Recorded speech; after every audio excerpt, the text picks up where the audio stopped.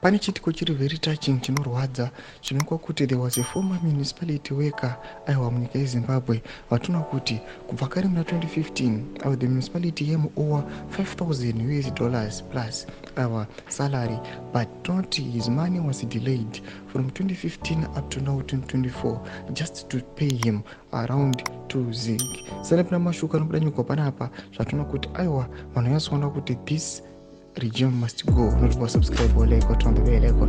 Tipina pana pane picture tichenda pa social media sera muri kuona iro retsamba iyo renawo yacho panapa tichipinda mukremu Zimbabwe mudanyura chiti some people can be truly heartless. A former Chitungwiza Municipality worker was owed $5,156.95 since 2015, but the payment was delayed until 2024. By that time, the amount had devalued to just 2.06 zig, with less than 0.05 cents US dollars. He received the following letter, which reads, "Dear Sir, salary arrears owed. Reference is made to your letter dated 15 October 2024.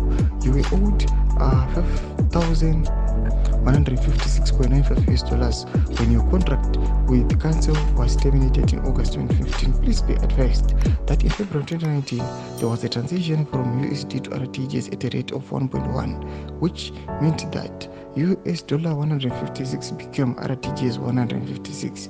The RTGS 156 was then converted to ZIG on 5 April 2024 at a rate of 1.24, and it became 2.06 ZIG.